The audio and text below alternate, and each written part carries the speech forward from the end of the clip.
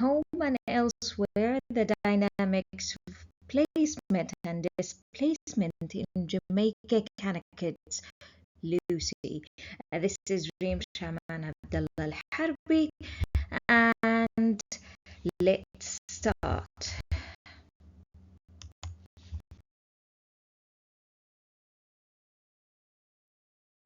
Today I'll be analyzing Lucy through the dual lens of placement and displacement. Let's trace how Jamaica Kincaid constructs identity as something always in between cultures, homes, mothers, and languages, focusing on placement, rootedness, belonging, identity, and displacement, exile, alienation, fragmentation. So I'll start with the presentation outline. I'll begin with the introduction, and then Jamaica Kincaid life and literary profile, and then Lucy 1990. Then we will be moving to the paradox of placement, the colonial and maternal roots, displacement, migration as exile and awakening. Also, we will be talking about the maternal divide, emotional displacement, cultural displacement, Maria as mirror, and then we will have to talk about writing as replacement. Then something very interesting I'll be talking about, which is Muhammad Ali, and then the conclusion. Of course, I'm not going to forget the bibliography and the works cited. So let's start with our writer Jamaica Kincaid life and literary profile. So background, or let's say her early life. Jamaica Kincaid was born as Elian Kathia Potter Richardson on 1949 in Antigua, then a British colony, of course. She was raised by her mother and stepfather and developed an early love for reading. Of course, let's say she was a bookworm. When she was a teenager, Kincaid left Antigua to move to New York to work as an au pair. She studied photography at the New School for Social Research and also attended Franconia College in New Hampshire. She later took the name Jamaica Kincaid. The name changed, reflecting a new literary identity, partly to keep her writing separated from her earlier life. Then let's move to her career and themes. So Kincaid's writing often blends fiction and non-fiction, and she is known for sharp meditation in colonialism, memory, identity, and mother-daughter relationship. Her early fame came through essays and shorter works. She was associated with the New Yorker. She was a staff writer for a number of years, of course. Among her notable works are At the Bottom of the River, short stories, which was published in 1983, and John 1985, A Small Place 1988, Lucy 1990, The Autobiography of My Mother 1996, My Brother 1997. So let's move to her personal literary tension. So her relationship with her mother before this. Let's go before this. Oh my god, I forgot to it doesn't allow me to go back, but I'll tell you about her personal life. Her relationship with her mother is recurring set of tension in writing, and we will see this today in the story. Her work is often autobiographical or semi-autobiographical. She mines her own experience, memory, displacement, and identity in her fiction and essays. So let's go to the literary work Lucy, which was published in 1990. So we have basic facts about Lucy. Lucy is a novella, or let's say short novel, by Jamaica Kincaid, first published in September 1990. The novel begins in mediaries, already in progress, with Lucy having recently moved from the Caribbean to the United States to work as an au pair for a wealthy white family. So Lucy's full name is Lucy Josephine Potter. The narrative is closely aligned with Kincaid's own life. So Lucy shares one of Kincaid's given names and the birthday, of course. The novel is often considered a coming-of-age story of an artist, as Lucy gradually moves toward what independence, and in the novel turns to photography. It is one of Kincaid's works set entirely outside the Caribbean. And arrives in the US to work for a family she will serve. On arrival, she becomes disillusioned. The life she expected clashes with the reality of being a domestic worker, the emotional distance she feels, and her isolation and homesickness. She watches and critiques her employers, noticing their contradictions, internal tensions, and strangely fragile relationships. Lucy also develops personal relationships and friendships, some bad or challenging, that expose her to difficult or different facets side of life in the US. Over time, Lucy distances herself emotionally from both her employers and her mother, who remains back in the Caribbean, seeking an identity more independent of both. The narrative is reflective and introspective. Lucy often addresses memory, the past, and the notion of a life used to be. So let's trace how Jamaica Kincaid constructs identity as something always what in between cultures, homes, mothers, and languages, focusing on placement, as I told you before, rootedness, and belonging, identity, and displacement, exile, alienation, fragmentation.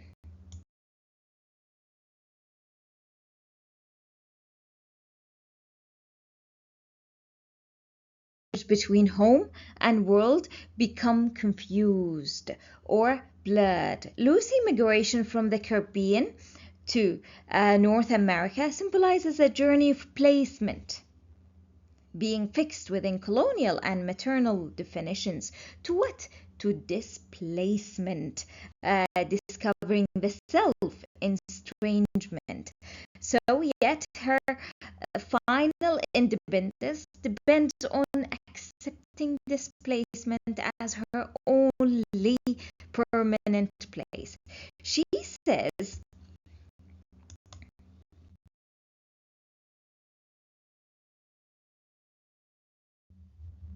I was no longer in a tropical zone, and I felt cold inside and out. The first time such a sensation had come over me. The physical cold mirrors actually psychic alienation. Lucy's first experience of being both out of place and out of self. Again, we will talk about placement, the colonial and maternal rootness. Lucy's early life in the Caribbean represents forced displacement, or let's say forced placement.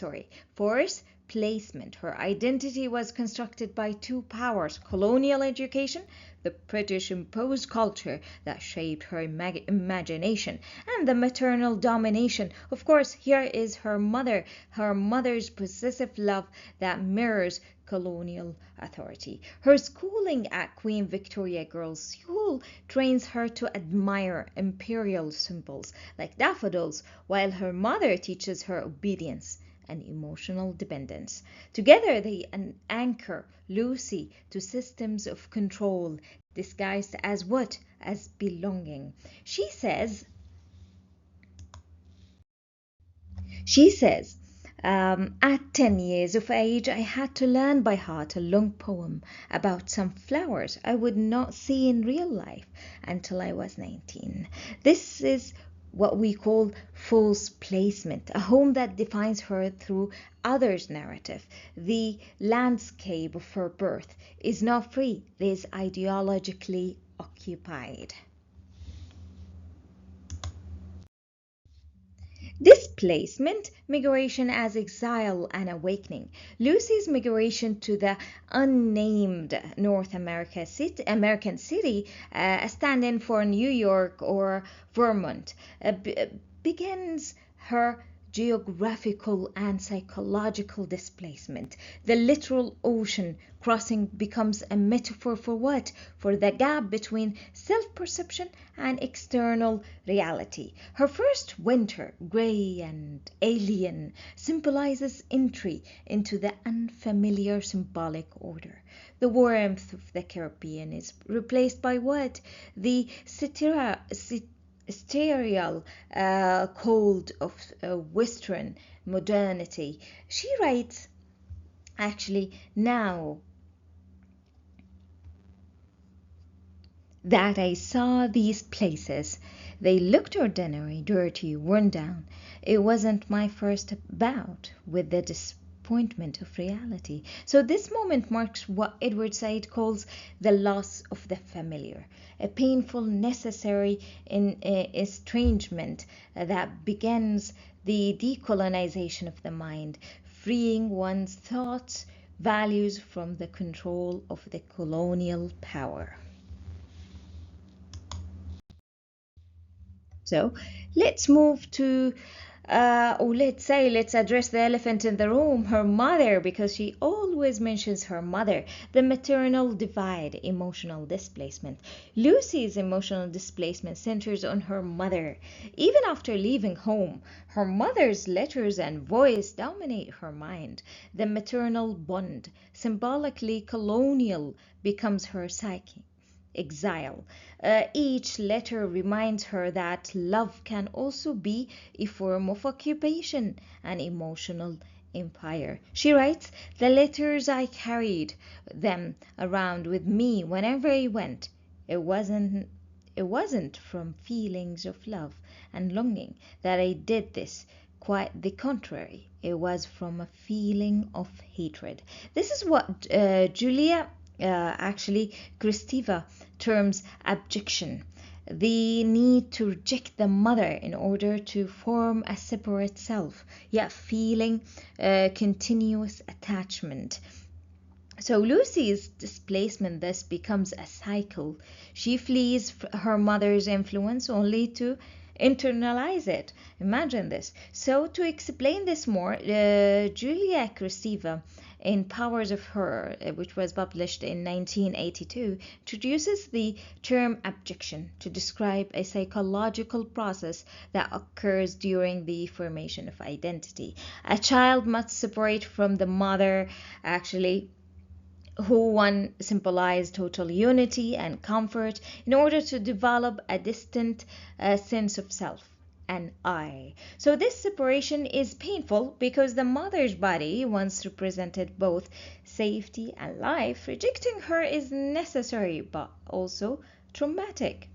So the child experiences both repulsion and desire, needing to reject the mother to be independent, yet still feeling deeply attached to her. So in short, abjection is both rejection and longing, a paradox of love and disgust that shapes actually identity and construct identity.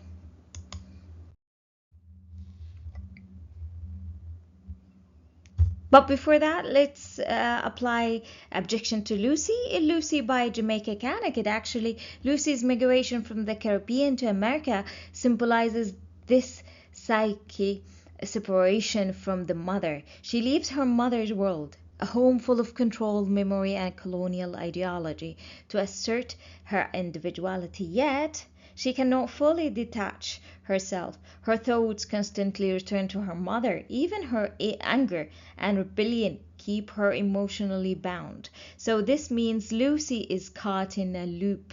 She rejects her mother to become herself, but in doing so, she recreates her mother inside her through memory, imitation, or resentment. So let's move to cultural displacement. Maria as mirror. Maria, Lucy's white employer, represents the colonial mother country. liberal, affectionate, but blind to the privilege.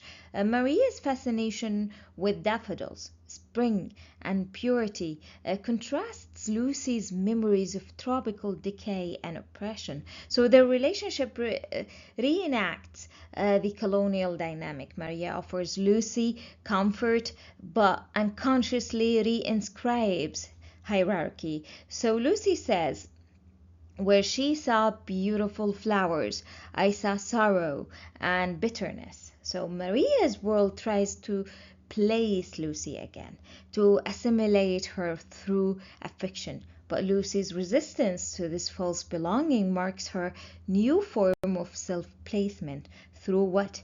Of course, through displacement.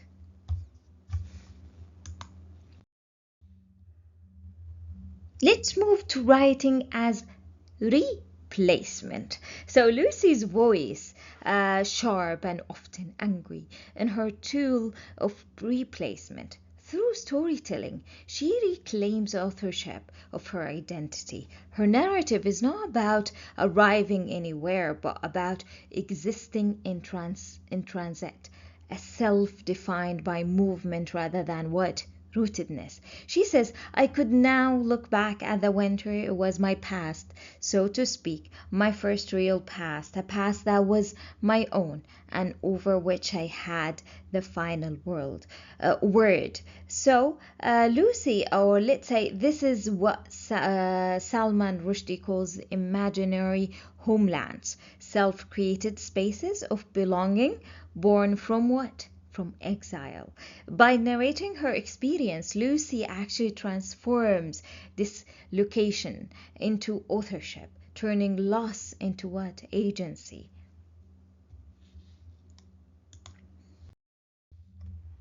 Displacement as identity. By the novel's end, Lucy does not find home.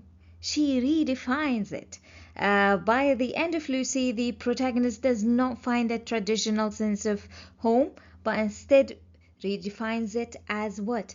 An internal state shaped by movement and endurance. Her identity becomes what? Nomadic, reflecting Deleuze and Guattara's idea of deteriorization, where freedom arises from rejecting fixed boundaries and embracing fluidity, living between her Caribbean past and American present. Lucy embodies what? Bahaba's third space, a hybrid consciousness formed in the in between, when she says something settled inside me, something heavy and hard. It signifies not peace, but the weight of self recognition through what? Exile. She strength, or the strength of accepting herself as both displaced and whole. While actually I was like studying for this novel, I was preparing my presentation. I have something interesting. I tried to link it to Muhammad Ali Clay. So both Muhammad Ali Clay and Lucy in Jamaica Kincaid's novel share powerful themes of identity, resistance, and self-definition. Here is a brief summary of their similarities, let's say. So rebellion against control. This is the first theme. Both reject systems that try to define them. Ali resists racial and political oppression in America, while Lucy resists colonial and maternal domination that shaped her Caribbean upbringing. Search for identity. This is the second theme.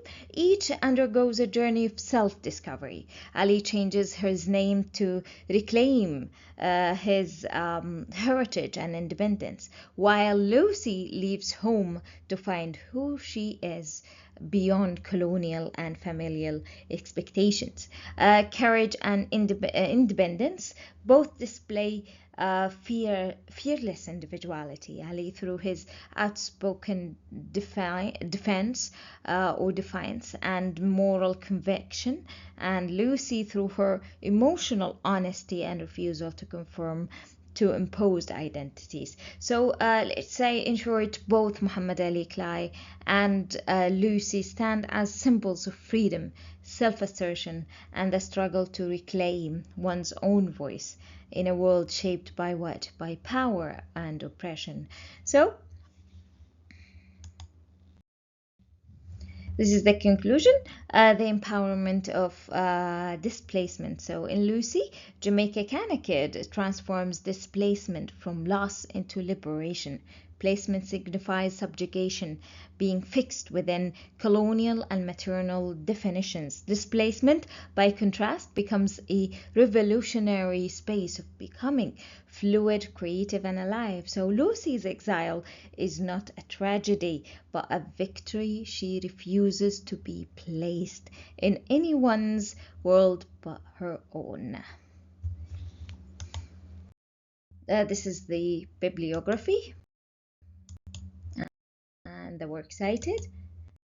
And if you have any question, you can contact me or send an email to this at reemalharbienglishliterature@gmail.com. Thank you so much for listening.